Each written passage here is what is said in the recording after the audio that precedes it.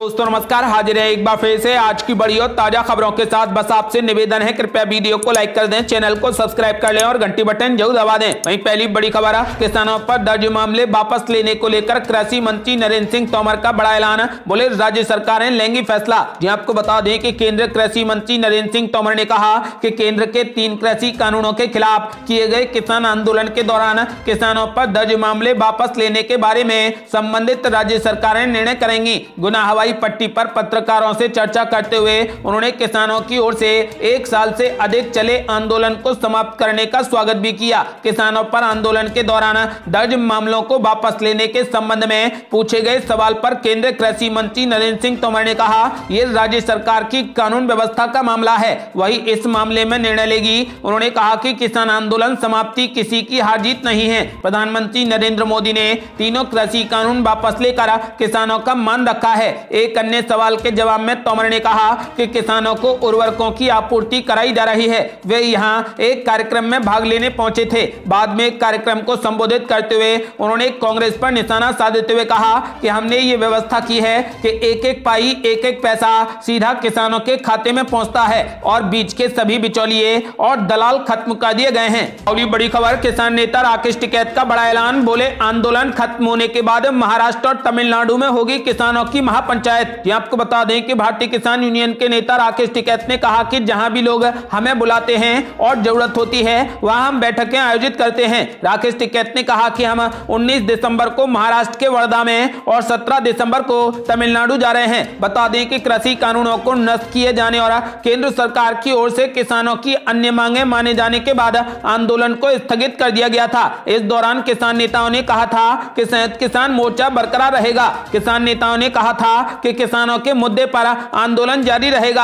आंदोलन स्थगित कर दिया गया है। ऐसे में 3 तारीख यानी 11 दिसंबर से किसान दिल्ली हरियाणा के बॉर्डरों पर धरना स्थल से अपने घर के लिए लौट रहे हैं। इस दौरान कैराना पानीपत बाईपास के पास भारतीय किसान यूनियन ने एक धन्यवाद किसान महापंचायत का आयोजन किया था। वहीं किसान नेता राकेश टिकैत ने कहा था कि किसान 15 दिसंबर तक दिल्ली सीमा पर अपना आंदोलन स्थल पूरे तरीके से खाली कर देंगे। राकेश टिकैत ने बताया कि किसानों का पहला समूह शनिवार को ही उत्तराखंड और उत्तर प्रदेश के लिए रवाना हो गया है। उन्होंने कहा कि रविवार को गाजीपुर बॉर्डर का एक बड़ा हिस्सा खाली कर दिया गया, हालांकि इसे पूरे तरीके से 15 दिसंबर तक खाली किया जाएगा। राकेश टिकैत ने कहा कि वे सभी किसानों को भेजकर ही घर लौटेंगे। आपको बता दें कि किसान नेता राकेश टिकैत ने 19 दिसंबर को महाराष्ट्र और 17 दिसंबर को तमिलनाडु में महापंचायत करने का ऐलान कर दिया है। और बड़ी खबर, अब राजनीति में एंट्री करेंगे किसान पार्टी बनाने की हो रही बड़ी तैयारी। आपको बता दें कि दिल्ली की सीमाओं पर 1 साल से ज्यादा वक्त तक डटे रहने वाले किसान संगठन अब पंजाब की राजनीति में भी डटने पर विचार कर रहे हैं। 3 नए कृषि कानूनों की वापसी के बाद दिल्ली से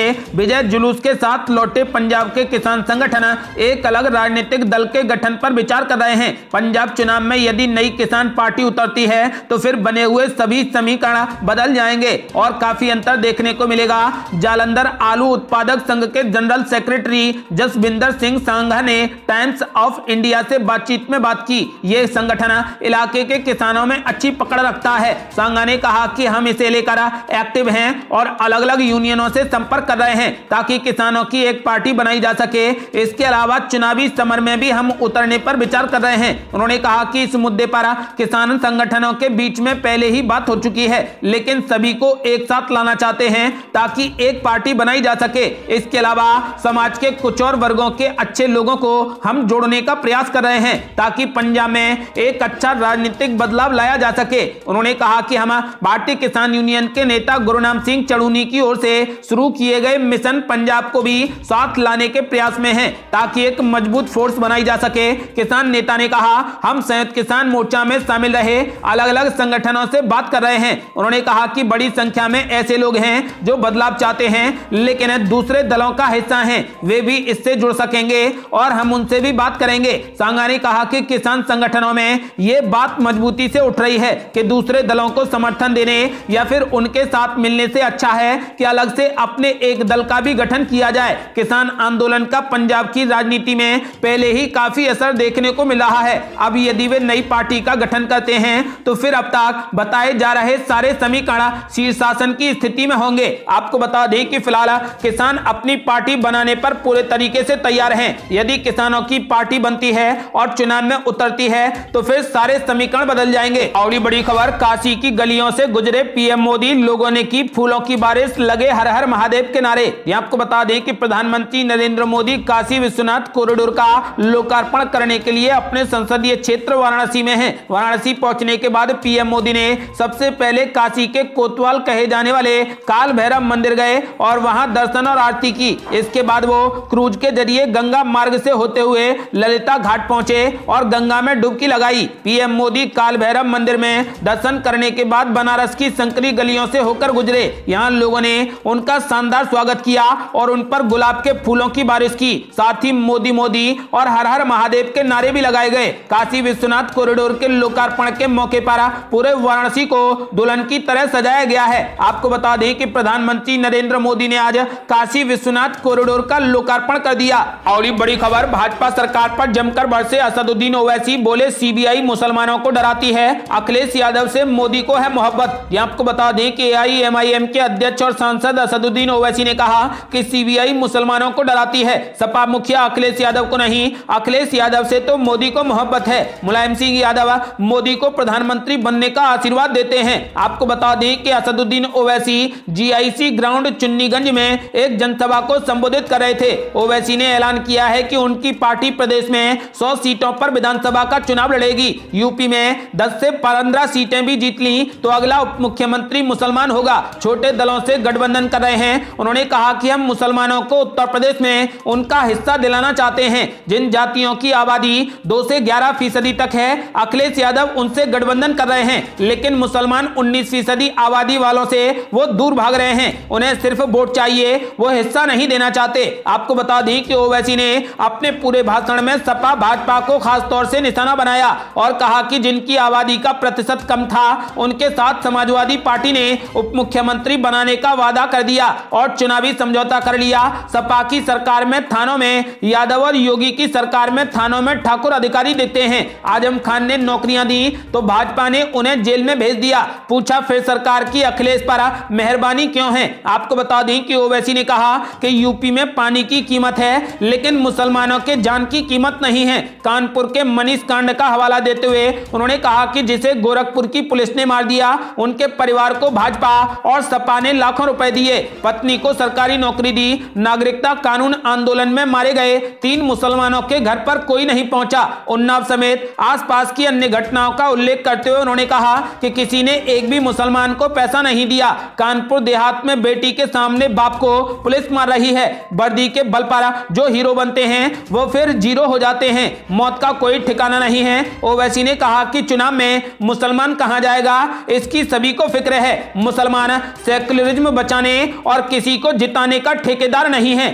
और बड़ी खबर, उप मुख्यमंत्री केशव प्रसाद मौर्य ने दिखाए तीखे तेवर, बोले सपा बसपा और कांग्रेस हैं प्राइवेट कंपनी, चाचा और भतीजे हैं मैनेजर। ये आपको बता दें कि उप मुख्यमंत्री केशव प्रसाद मौर्य ने कहा कि गाजीपुर वीरों की धरती है, हर लड़ाई में इस जिले का योगदान है। प्रदेश में पिस्तौल और पैसों की राजनीति को योगी सरकार ने समाप्त कर दिया है। विरोधी दल प्रदेश का माहौल बिगाड़ने में जुटे हैं। जिनके मंसूबे कामयाब नहीं होंगे जनता अब उन्हें वोट नहीं देगी जो 5 साल तक नहीं दिखे। भाजपा सरकार विकास में भेदभाव नहीं करती। आपको बता दें कि गाजीपुर के भड़सर मरदह के मैदान पर 177 करोड़ की 18 परियोजनाओं का लोकार्पण और 144 परियोजनाओं के शिलान्यास के बाद लोगों को संबोधित करते हुए उप मुख्यमंत्री केशव प्रसाद मौर्य ने ये बातें कही। केशव प्रसाद मौर्य ने कहा कि लगभग 1.5 वर्ष तक और कोरोना काल के बाद भी जितना कार्य हमारी सरकार ने किया सपा और बसपा की सरकारें 15 वर्षों में नहीं कर पाई। उन्होंने सरकार की योजनाएं और विकास को जनता के सामने रखा।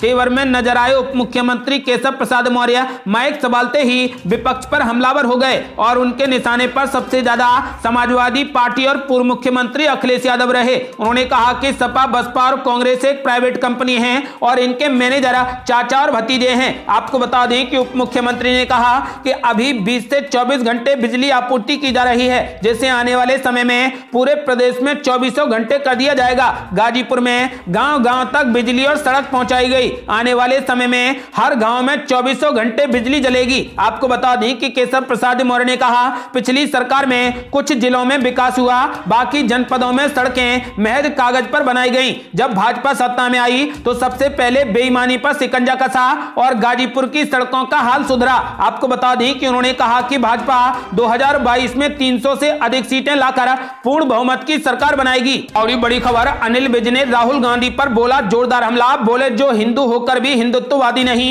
वो नकली हिंदू है। जी आपको बता दें कि कांग्रेस नेता राहुल गांधी पर निशाना साधते हुए हरियाणा के गृह मंत्री अनिल विज ने कहा, जो हिंदू होकर भी हिंदुत्ववादी नहीं है वो नकली हिंदू है। मंत्री अनिल विज की यह टिप्पणी कांग्रेस नेता द्वारा जयपुर में आज एक रैली में यह कहे जाने के कुछ घंटे बाद आई कि भारत हिंदुओं का देश है, हिंदुत्ववादियों का नहीं। हरियाणा के गृह मंत्री ने कहा कि जो हिंदू होकर भी हिंदुत्ववादी नहीं है वो नकली हिंदू है। हिंदू और हिंदुत्व को दो अलग अलग शब्दों के रूप में वर्णित करते हुए राहुल गांधी ने कहा कि जैसे दो जीवी प्राणियों में एक आत्मा नहीं हो सकती, वैसे ही दो शब्दों का एक अर्थ नहीं हो सकता। कांग्रेस नेता जयपुर में महंगाई हटाओ रैली को संबोधित कर रहे थे। उन्होंने कहा कि प्रधानमंत्री मोदी एवं उनके 3-4 हिंदूवादियों ने 7 साल में ही देश को बर्बाद कर दिया। उन्होंने कहा कि एक हिंदूवादी प्रधानमंत्री ने किसानों की पीठ में छुरा घोंपा और फिर माफी मांगी। आपको बता दें कि इससे पहले कि राहुल गांधी ने महंगाई के खिलाफ रैली को संबोधित करते हुए कहा, यह हिंदुओं का देश है, हिंदूवादियों का नहीं है।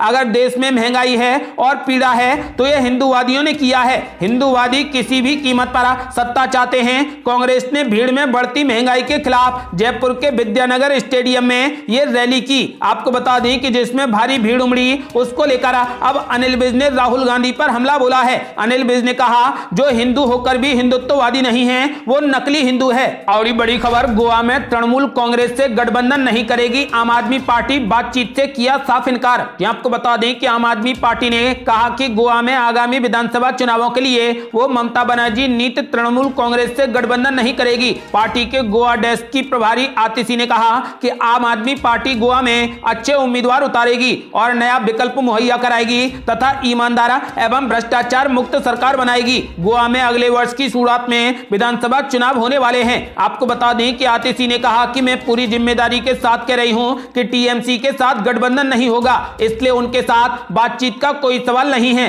हम गोवा में अच्छे उम्मीदवारों के साथ नया विकल्प देने और भ्रष्टाचार मुक्त सरकार बनाने के लिए प्रतिबद्ध हैं। आपको बता दें कि यह ऐलान कर दिया गया है कि आम आदमी पार्टी गोवा में तृणमूल कांग्रेस के साथ गठबंधन नहीं करेगी। ये थी अब तक की बेहद बड़ी खबरें। यदि आप भी चाहते हैं कि भारत जल्द से जल्द कोविड मुक्त हो जाए और किसानों को एमएसपी पर कानूनी गारंटी मिले तो इस वीडियो को लाइक कर अपनी राय हमें कमेंट बॉक्स में जरूर दें। यदि आपने अभी तक हमारे चैनल को सब्सक्राइब नहीं किया है तो कृपया चैनल को सब्सक्राइब कर घंटी बटन जरूर दबा दें। जल्दी मिलते हैं बड़ी अपडेट के साथ, तब तक के लिए जय हिंद, जय भारत।